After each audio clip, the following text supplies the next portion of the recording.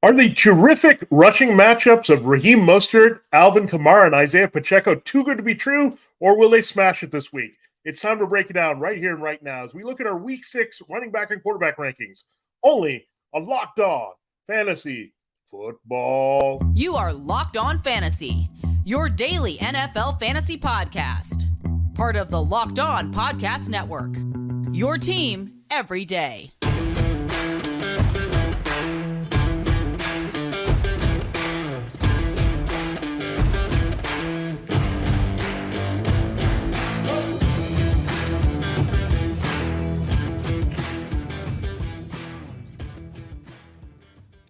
Greetings, everyone, and welcome to another edition of the Locked On Fantasy Football Podcast. We're your destination to become the smartest fantasy football player in your league, your team every day, your fantasy football team every day. We're part of Locked On Podcast Network.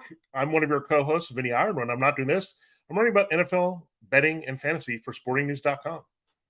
Hey, I'm Michelle Magdziuk, researcher at NFL Network and fantasy analyst for NFL.com. All right, Michelle, this is one of your favorite days, and we missed you on yesterday's show, but you're back here. So breaking down the running back and quarterback rankings. So looking forward to diving in here and seeing we have a few agreements. We have a few disagreements as usual, and we can talk about those here in a moment. Before we do that, I have to tell you that this episode of Locked On Fantasy Football is brought to you by Jase Medical. Empower yourself when you purchase a Jase case, providing you with a personal supply of 5 antibiotics that treat 50 plus infection. Get yours today at jasemedical.com. That's JASE medical.com. All right, Michelle, let's dive right into it here. 3 running backs in particular have some really crazy good matchups this week. Raheem Mostert, now we know the news that Devin Achan, we talked about some potential replacements. You can look on the waiver wire for him. He's out for multiple weeks with his knee injury. So Raheem Mostert will be the lead back here in that great matchup against the Panthers. You have Alvin Kamara coming off a big reception game, then an absolute high-volume production game against the Patriots last week in his 3rd game back. He is in a really good spot against the Texans' run defense. And then one more player playing on Thursday night, Isiah Pacheco. He's RB13 on the year, by the way, in half-point PPR right now. So really good season so far for Pacheco. He is getting the Broncos, who are giving up 187-plus yards per game on average on the ground. So, Michelle, where you are with these guys, and is it too high to put Mostert right near the top with Christian McCaffrey? Yeah, you have him all the way running back 2 this week. I have him at running back 5. So I'm extremely high on Raheem Mostert. I only have him behind CMC, Tony Pollard, Austin Eckler, and Bijan Robinson. So I'm right there with you. I think he can absolutely, in the realm of realistic possibilities, finish as the running back 1 this week. As you already mentioned, it's because Devin Achan is out, right? That's going to give Raheem Mostert even more opportunities. He's already scored 16 plus fantasy points in 3 of the last 4 weeks. The Panthers are allowing the 2nd most fantasy points to running backs this year. I mean, running back after running back after running back keeps going off on the Panthers. So Raheem Mostert is a must play this week. And then, as you brought up, I'm not as high on Alvin Kamara. Sorry, his name just disappeared from my mind for a second. Alvin Kamara as you are, but he has been good for fantasy since coming back. It just doesn't look pretty, right? So why do you feel so confident on him that you have him RB4 against the Texans? I have him down at RB16, probably too low. Yeah, I just think the Saints are all about Alvin Kamara in the running game, and they had the big lead, and that's why Kendrick Miller put up those numbers behind Alvin Kamara. They had to rest him, but he came in, had that big reception game. Then he went over the 20 carry mark last week with the positive game script. So he's bringing it here. He found the end zone against the Patriots. It's better to move the ball on the ground and throw to your running backs against the Texans than try to test them outside. We know that Derek Carr's not passing all that well. They're trying to hide him a little bit here. So it lines up well. Kamara is going to get heavy usage here in this particular game. And I think, unlike the Patriots, it's weird to say this, the Texans might be able to keep this game a little bit close and involved. And that's not bad here because Alvin Kamara will stay in the game, right? We're not going to see him sitting on the bench and not putting up those numbers that Kendrick Miller was putting up. So I think this is good for Kamara. I like this matchup very much here. And again, they have to go through it. I mean, You have a quarterback right now in Carr with a noodle arm. He can't push the ball downfield that much to any of their guys and not connecting, missing Chris Olave left and right. So he's going to have to check down, throw a lot to Alvin Kamara this week. So I like that. And I think he's going to produce however you look at it from scrimmage. And look, he's not the juiciest play. He's not the Alvin Kamara of old. But if he gets that volume and he's the main part of the offense, you've got to like him this week. Yeah, it is so interesting to see like how differently he was used from week 4 to 5. So we really don't know how his usage will be in week 6. So he gets targets, so he gets carries. But I mean, you play him either way, right? I do have him down at running back 16, but that's probably too low. So you're playing him. Isiah Pacheco is also a guy like he's not at the same tier as Raheem Mostert, where like he definitely has to be in your lineups. But I think like he almost definitely has to be in your lineups because of the matchup. It's not like Isiah Pacheco really ever goes off, right? Even when he scores touchdowns, very often it's, 13 points, 15 points. If he doesn't get in the end zone, it's less than 10 points in PPR. But against the Broncos, you expect the Chiefs to just destroy them. He's going to be able to run all over them. And I can't imagine he doesn't put up at least 15 fantasy points in this game. Yeah, it really comes down to kind of many touchdowns he gets because I don't think they're going to need him too much to catch passes in this game. They have Jerick McKinnon there as well. It's not going to be negative game script, certainly against the Broncos as double-digit favorites here at home on Thursday night. So it's going to be Pacheco. I think what you might see is very similar to the Jets game. Have the opportunity to score, push past 100 yards with a long run. We know the Broncos are giving up long runs every single week, and Pacheco can pull those off. We saw him go to the house against the Jets and doing that. So if he gets away from some people with his power and speed, he's going to be gone. And I think we can easily see that play develop here at some point in a supposed blowout here against the Broncos on Thursday night. Now, Michelle, Kyren Williams, I didn't like the matchup last week. It ended up not being all that fruitful for Williams because you had the Rams put the ball in the air and the Eagles run defense. This week, they're getting the Cardinals, however, and Joe Mixon didn't deliver as much as we expected last week, but this is a very bad defense overall now. And Kyren Williams, I have up at 15. You like him even higher this week, inside your top 10 at 9. So we both expect a nice rebound for him with maybe a positive game script this week. Yeah, and it's really he had the same exact performance as always last week. He just didn't get into the end zone, right? 13 for 53, average over 4 yards per carry. That's literally what Kyren Williams does every week. So it was the same thing. It just comes down to does he get into the end zone or not. He scored 5 touchdowns over the first 4 weeks. In this matchup against the Cardinals, I expect him to get into the end zone at least once. And if he does, he's going to finish as a top 12 guy. I just think with Kyren Williams, with the volume he gets, with the amount of time he's on the field, with how many offensive plays the Rams run, he has to be in your lineups. I do think that, obviously Mostert has a much higher ceiling. Maybe Pacheco even this week has a higher ceiling than Kyren Williams, but Williams is just a guy I'm going to keep plugging in every week. Yeah, for sure. I mean, when you get that many touches, that's what we're looking for from these guys. They've changed who are getting the touches in the middle of this pack than when we were going 0 RB or hero wide receiver or something like that, or taking a tight end or quarterback early. These are the guys we're kind of targeting. So interesting that it's flipped a little bit. New guys emerged, such as Kyren Williams, and just you never know. Things can flip outside. And one of those other guys that emerged from that group here, let's talk about the Zach Moss, Jonathan Taylor thing. Now, I just don't trust this Colts team all that much on who's going to be in. I wish I could feel with confidence after Zach Moss's big game that they're going to say, okay, Zach, show us one more game. We're going to ease in Jonathan Taylor. But at the same time, they paid Jonathan Taylor out of money.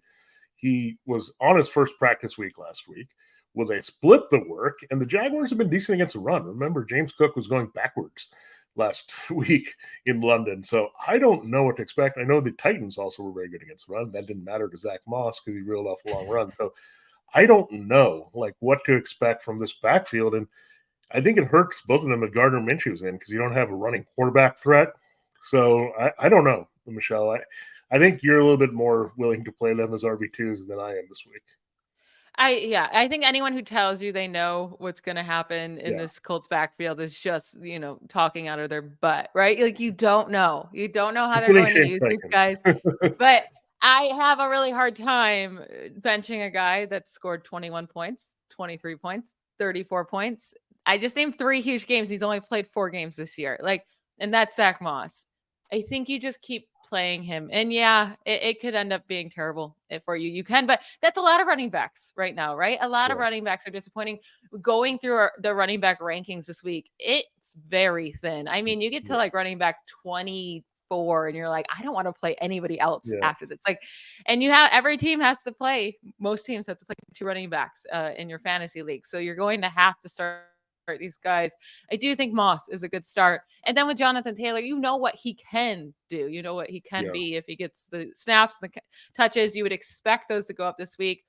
I still think Moss might outscore Taylor, but I'm willing to plug them both in and just we really don't know. We really don't know what will happen. So I have Moss as my running back 21 and Taylor as my running back 22. So back to back, you have Moss as running back 26, Taylor is running back 30. So you're just a little bit lower than me. Yeah, it's partly because of the uncertainty, and I don't know if I can go there this week. Now, Breece Hall, I'm definitely going to play him as an RB2 this week if I have him. Big game. He came through exactly how we envisioned in our head that he was going to run over the Broncos. He did exactly that with big plays. He got increased touches. They faded Dalvin Cook hard here. So I think you have to play him based on that new role, but it is the Eagles. So I think he's going to have to get it done maybe in the passing game this week. Get him out in space, do that stuff, work in the middle of the field against those Eagles linebackers. But running the ball, I don't know if I can really say Breece Hall is going to have a nice game because the Eagles are just blowing up people. You also lose Elijah Vera-Tucker inside there is one of their better blockers for the Jets. So, I don't see a lot of running room inside. I think he's going to have to get to the outside and maybe reel off some chunk runs here to be very valuable this week as an RB2. Yeah, this is an unfortunate matchup, but it just takes one. He's kind of like a Devin Achane, right? Where it just takes one big play, and Breece Hall can do that. So I'm still plugging him in. I'm still confident in him this week. I have him as running back 14. It's probably a little too high. You have him at running back 20. Probably ends up somewhere in between there, right? 17. I wouldn't be surprised if he was 17. Yeah. So I think we're kind of each on this end here. He's not an exciting play this week like he was last week, but with what we saw from him week 5, we know his talent, and if they're going to be willing to feed him the ball, then I want him in my lineup, and they did show that they're willing to give him those carries last week.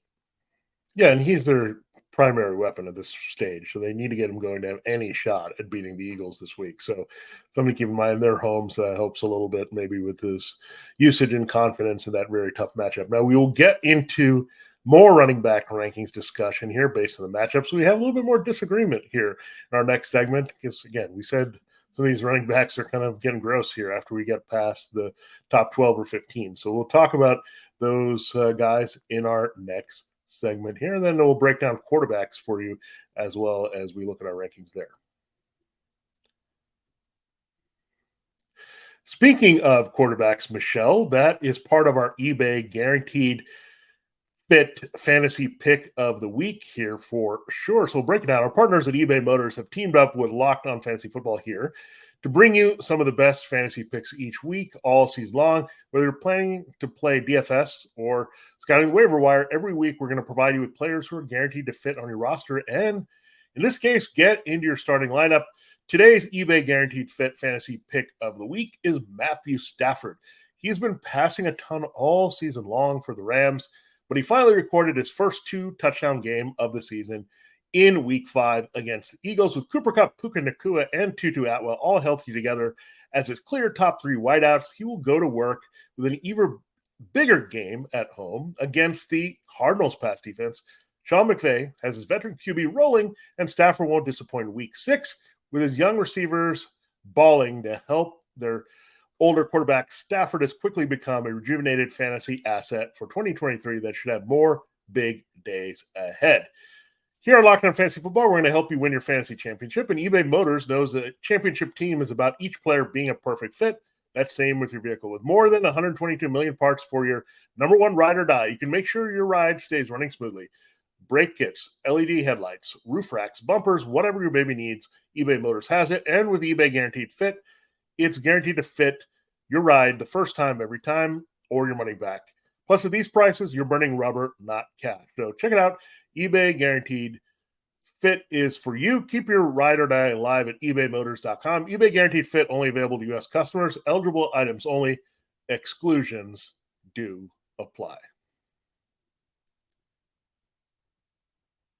All right, Michelle, we'll continue the show right here in a moment, but I do have to tell you all to check out our YouTube channel here on Fridays. That's when we have a special show up. It's Locked On NFL Kickoff Live. There, we'll break down all the games for you. Our host there will do it right there. Bring it to Tanitra Batiste, Jarvis Davis, and Kyle Krabs will be there breaking down every angle of every game, including the guest stints from our correspondents here all across the Locked On network. So check it out. That's every 2 p.m. Eastern on every Locked On NFL YouTube channel, Friday, 2 p.m. Eastern. Check it out, Locked On NFL Kickoff Live. Talk about some running backs that we've talked about here quite a bit, and they're presidential names, so I like them, but we've deferred on their values so far. But Alexander Mattison, we're simpatico on. They get the Bears matchup this week, the Vikings. They've lost Justin Jefferson. Mattison, it hasn't been always pretty, but he's getting his way into the end zone. He's catching enough passes. He's giving us RB2 value, squeezing it out for us every week. He gets the Bears this week, so we're pretty close. I have him at RB16. You have him at RB18. But we do really defer on Stevenson this week. I have him as RB17. You have him as 27. I know why you have him down here because he hasn't done anything. And Madison has been the producer here. But I look at Rhamondre Stevenson. This has got to be a get-well game. I mean, A.J. Dillon got going against the Raiders last week, and he was looking slow and not working, and the offensive line was bad.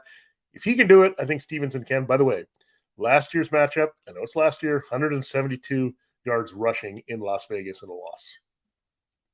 Yeah, I mean, the thing with Stevenson, obviously you're playing Madison. I can't imagine you have too many other options, right? And this is an amazing matchup. Yeah. He should get going. He put up 13 points last week, and he dropped a wide open walk-in touchdown.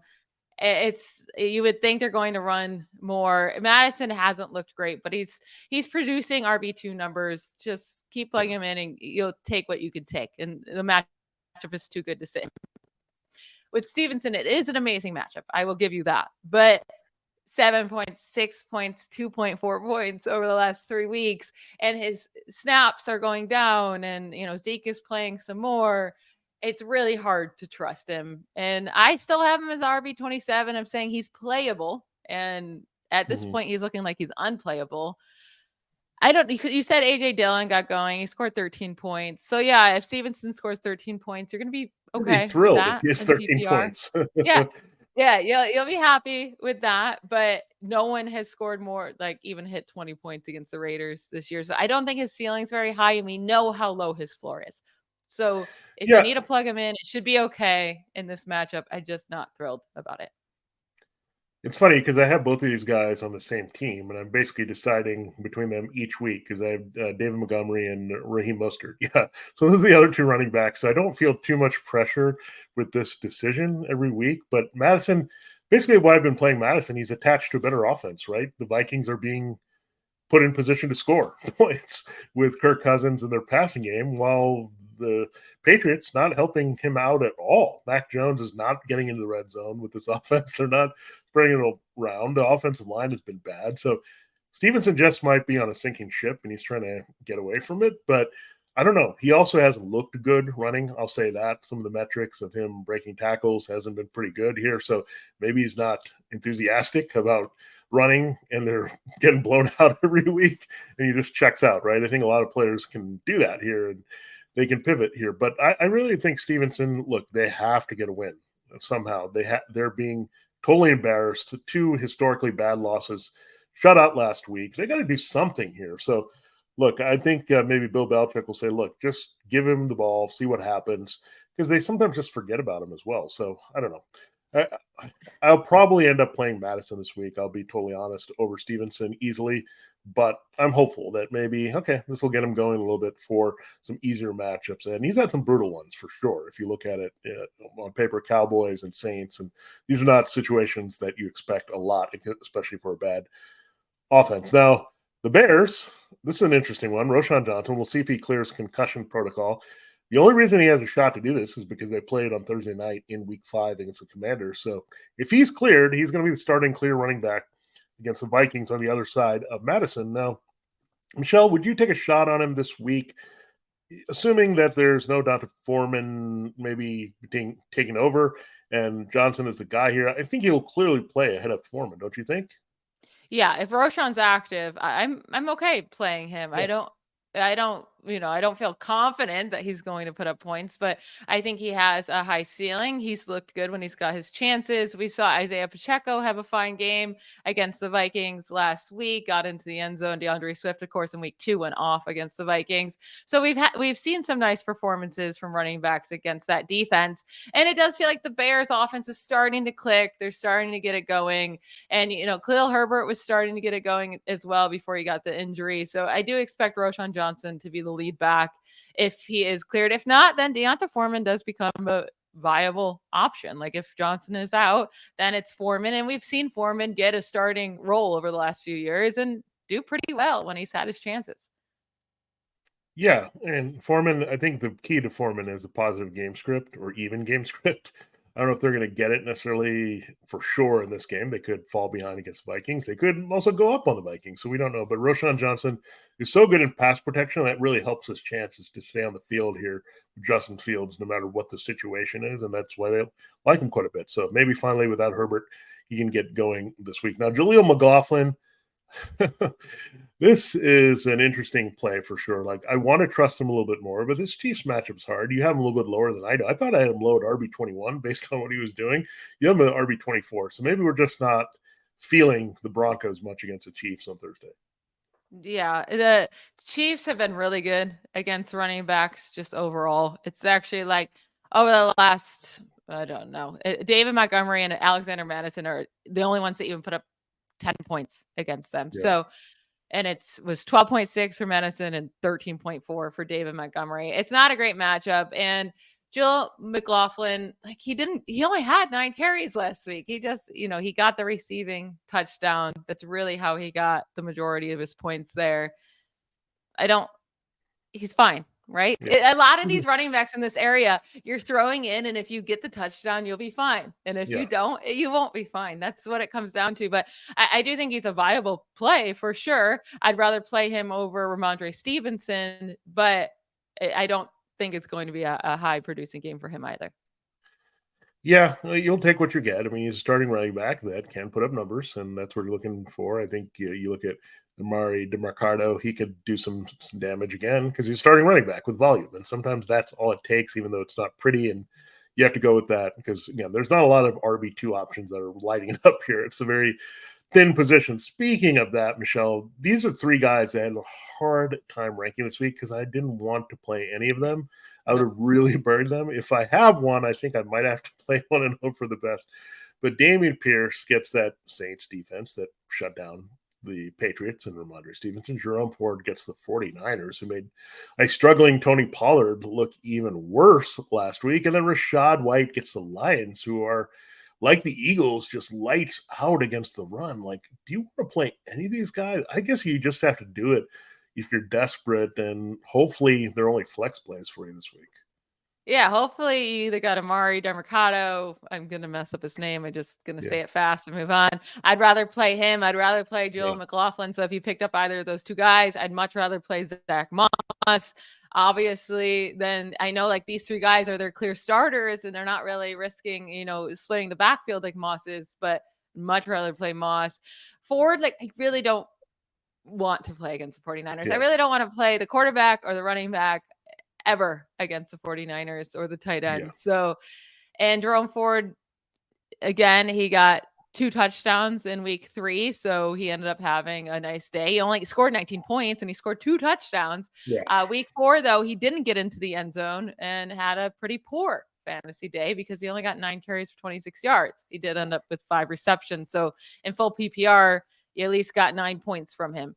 But I really don't want to play Jerome Ford at all. Dameon Pierce has been really just terrible for fantasy overall, and that Saints matchup is terrible. And you know how I feel about Rachaad White, just a completely pointless guy. Completely pointless. We'll see if he holds on to his job. That's the main thing. Yeah. I mean, it's not like Sean Tucker's looking good behind him either. No. So he doesn't really have any competition, but he's not doing anything. No, not at all. And I guess you can throw Miles Sanders into this boat. Like we'll see. Like at least Miles Sanders might have a shot based on the matchup, but I'm worried about Chuba Hubbard there. So some guys that are not inspiring that we thought might be RB2s are not coming through for us. Yeah, we'll get into the quarterback rankings to end our show in the final segment. And there's some more fun talk there. That second half of the running back segment was kind of depressing. We will liven it up again with quarterbacks.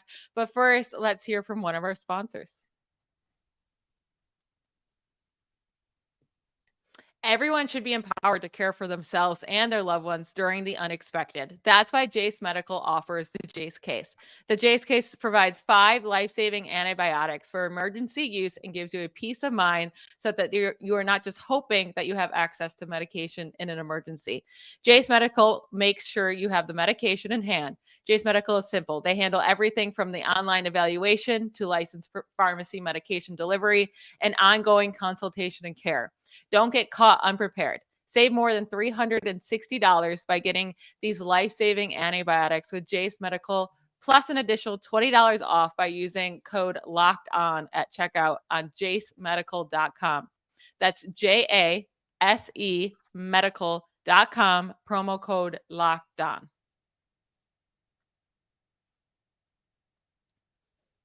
All right, Vinny, let's hop into our quarterback rankings here at the top. No shocker. I have Josh Allen, Patrick Mahomes. You have Patrick Mahomes, Josh Allen. Same thing, right? They're both going to be amazing.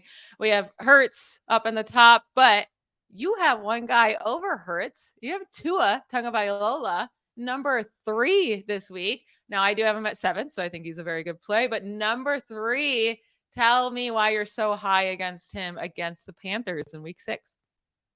Well, remember what happened when Devin Achane went off, right? Who was not playing for the Dolphins? That was Jalen Waddle. And now what do you think the Dolphins are going to do without Achane? They're going to remember Jalen Waddle, right? He's kind of been forgotten. He's been okay in fantasy, but Tyreek Hill's been getting love.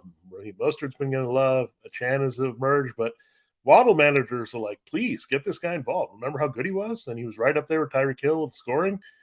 That's who I think they're going to pivot to using a little bit more this week. So Tyreek Hill and Jalen Waddle, this Panthers secondary is already pretty bad.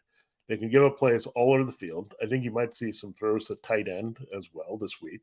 You can work both of these guys into the slot where it's a good spot here that you could throw on the Panthers. So, yeah, I really like it here. And I think you look at the Dolphins, I think this could be another explosion offensively. So I want every piece of the Dolphins offense that I can get in this one. I don't see the Panthers slowing them down much. So this is why I think, again, Tua can be disappointing because he's been Tyreek Hill dependent a little bit, and that's fine. That's a good person to depend on for those big points. But to get that consistency and to really have those bigger games, he's got to have Waddle involved week in and week out. So he's been thrown to other guys. Cedric Wilson all of a sudden got involved here in this offense. So I think Tua, again, he's got to do it. This is the hard thing is he's got to do it all from passing, and he's not going to give you much running there. But this is a week, I think, where Waddle and Hill can go off, and that's why I have 2 of that high.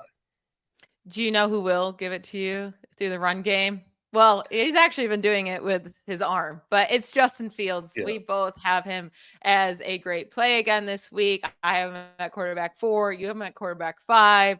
We're saying stay in the flames. I don't think anybody would, want to bench this guy right now. Anyways, he scored 28 points in week 4, 33 points, quarterback 1 on the week in week 5. Gets another incredible matchup against the Vikings, who, they've allowed Hurts and Herbert to go off on them this year. And I think Justin Fields will do the same exact thing. Yeah, these are now emerging as weekly plays. And we're worried about Tua and Justin Fields maybe a little bit early in the season, but not now. It's just a matter of how high they can go in the mix of the big 3 of Patrick Mahomes and Josh Allen and Jalen Hurts. Like, where do they fit in? That's essentially, do any of them have a little bit better matchup we're going to go with? And that's how it's developing with these guys. And that's good news for their fantasy value here going forward. Now, Trevor Lawrence, he's been that other polarizing player between the both of us here. But I will bring up something else here when we get to Trevor Lawrence. Like, I think he's been kind of like Matthew Stafford was ahead of that week last week. I know Matthew Stafford didn't go totally off. He had 2 touchdowns, but That's what's been missing, right? The multiple touchdown games. Sometimes it's anomalous not to have that. When you have all the metrics that are going high and you're throwing for a lot of yards and you're dropping back and you have a lot of weapons. So I think it's going to happen at some point. I look at the Colts matchup. It's pretty fantastic, right? I mean, week 1, that was his best game. He had the 2 touchdowns there in that matchup. 17 points. Yeah, it was only 17 points, but again, he wasn't, I don't think, playing all the well that he was the last couple of weeks. I know Travis Etienne got some of the numbers there. So it's hard in fantasy, right? When it comes down to the touchdowns, sometimes our quarterback can be playing well and he just doesn't get the scores. And that was definitely happening with Stafford. But I do see a path to 3 touchdowns this week for his best game of the season. The Colts secondary is that bad. I think sneaky Gardner Minshew is going to be fired up on the other side because it's a revenge game. I mean, this is where it all started. I think Minshew is the type of guy that's going to remember that, right? I did well. I brought Minshew Mania to Jacksonville, but you didn't really care and took Lawrence to the number 1 overall pick as soon as you could. So he's going to remember that. You're going to have some resistance going back and forth a little bit with this. So I do think in the end, the Jaguars prevail. So I think this is a good spot here for Trevor Lawrence. I think it'll turn around at some point. I think he's one of those guys that I would trade for right now that's a little underachieving. There's just too many weapons and too much talent to say it won't turn around with some really good games on the schedule coming up. Yeah. I mean, this is kind of how he was last year. He's a good quarterback that doesn't score a ton of fantasy points. It's really, you're going to get 15, 16, 17 points. The second half QB, maybe. Yeah. So you have him all the way at quarterback 7. I have at quarterback 14. Of course, he can have a big week. I don't really want to ride that every week and just hope that this is the one big one. It is a nice matchup, though, against the Colts. But these next 2 guys are going to talk about, I actually would prefer to play them over Trevor Lawrence. And they've been just as disappointing, if not more. Well, especially, let's start with Dak here first, because Dak has been incredibly disappointing. But I would rather start Dak Prescott than Trevor Lawrence this week against the Chargers. So I am at quarterback 13, which is only 1 spot higher than Lawrence, but I think I'm going to end up moving him up too. You have him all the way down at quarterback 20. Quarterbacks have been very, very good against the Chargers. They allowed Tua 27 points, Kirk Cousins 26 points, Ryan Tannehill 21 points. They've only played 4 games. So the other game that they didn't allow any points to, it was with versus Aiden O'Connell. Like, just going to throw that one out. I do think the Cowboys were incredibly embarrassed on Sunday Night Football, as they should have been. But they came out and Dak was like, yeah, that was a humbling game. That was the most humbling game I've ever experienced in my life. So I do think they're going to come out and be better. Like, they can't be worse, right? And I think this offense is going to feel so much easier to them. They have to change some things up. And I think Dak ends up having a nice game in this matchup. It should be high scoring as well. All right, Michelle, let me start with the good news on Dak Prescott. He's a little bit like Trevor Lawrence in the way that he's been playing, and the fact that he's had some bad breaks. His receivers have dropped some things. They've checked out on routes. In the couple games, they didn't need him at all, right? Their defense and special teams won game, so he just could disappear and check out and not do anything. So there's that. That's the good news, is some of the numbers with Dak are supporting that he's playing much better than his numbers. A lack of touchdowns and suddenly racking up the interceptions there against the 49ers would indicate. But here's why I think this is a bit of a trap game. I think you're going to be pulled in maybe by the numbers. Just keep in mind the Chargers moved J.C. Jackson. He was just hemorrhaging points on his side of the field, and he didn't look good last week playing for the Patriots. So something to keep in mind. So he's out. I know they have some young corners, and that could help CeeDee Lamb in this matchup. But I think the Chargers' pass defense, they're going to find out something. And this is a sneaky element in this game. Who knows Dak Prescott and some of his tendencies better than Kellen Moore? I mean, that's the one thing. I think it did come into play. When we talked about Nathaniel Hackett versus Russell Wilson, I think some of the knowledge of Wilson's bad habits and things he does really came into play there with the way the Jets may have played defense last week. So I think it's going to come into play. Kellen Moore practicing against what Dan Quinn scheme and all that is going to do. But on the other side, he also knows what Dak can do and what he can't do and where his weaknesses are, right? And this offense has been greatly compressed. They have no running game. Brandon Cooks is hardly involved. You have to basically have a big CeeDee Lamb game. I mean, Devontae Turpin got hurt. He had the 1 touchdown last week. So you basically need a big CeeDee Lamb game and some Jake Ferguson love to make it come through to get those numbers. And it's hard to say that. And I also think What are they going to do to overcorrect when your quarterback is struggling? What do the Chargers really do bad here and allow you to do? Run the ball with Tony Pollard. So that's the other thing, is I don't see a ton of yardage here for Dak on top of that. So I do like the theory of Dak. I get it, match up by the numbers, and Dak should be better based on the way he's playing and the numbers are going. So I kind of feel like the way you do about Trevor Lawrence here. I think Dak is an okay reality quarterback, and they might win the game with some of that, but I don't know. Like it's going to be hard. Like I'm going to watch it. It's hard in prime time when you see him do nothing, and you know that Khalil Mack is coming off a massive game. You just hold your breath a little bit. So this is a little bit of a boomer bust play. I can see your perspective. I can see mine. Let's hope for the people at Dak Prescott, he's closer to what you want here because he's been bad this season. Yeah, and I only have him at quarterback 13, so I'm not saying you have to play him. That's a big improvement, though, where he is. Yeah, we were on the verge of dropping it's just an option if you're looking for a fill-in this week. And then Matthew Stafford, I actually have ranked the highest among Dak and Trevor Lawrence this week. Quarterback 10, we actually both have him at ranked quarterback 10 this week against the Cardinals. It's just, the Cardinals are giving away fantasy points to quarterbacks. And Matthew Stafford actually hasn't been good for fantasy at all. He hasn't scored over 16 fantasy points in a week. Yeah, he did have the 2 touchdowns last week. Of course, that was the one game he didn't have very many passing yards. So he hasn't put together a full game yet of the passing yards and the passing touchdowns. But I do think with Cooper Kupp back fully in a second week, it's going to be one of those games where he could just have a massive performance. Yeah, they want to throw a lot. I mean, you saw what the Bengals did last week, and there's some connections there, obviously, with Zach Taylor and Sean McVay, that they're not going to hesitate to say, look, we want to throw 50 times. They're fine doing that, right? And I think Kyren Williams, again, has to get enough to get the touchdowns out of that. But 40 to 50 dropbacks, they're fine, right? Because it means more targets for these 3 guys, Cooper Kupp, Puka Nacua, Tutu Atwell. They're going to get more and more work, and you're right now the lifeblood of this offense. So if you give them more opportunities, they're going to come through. The Cardinals secondary stinks. All 3 matchups are very delicious here for the Rams. So there's no way I don't think the Rams just come out and say, we're going to pick apart the secondary. That's exactly what they're going to do here this week. So I'm excited to see what he can do, but I think this could be the first 303 throwback game with the Lions we see here from Matthew Stafford this season. So I like it at 10. I think maybe we might be undervaluing this week based on this matchup. So we'll see how it plays out. Now, I don't think we're undervaluing this guy. He's got a right shoulder injury. Deshaun Watson. Like we talk about, look, the Dak Prescott, Deshaun Watson, Russell Wilson here. Who knew that Russell Wilson was going to be the better fantasy performer of those 3 or most reliable?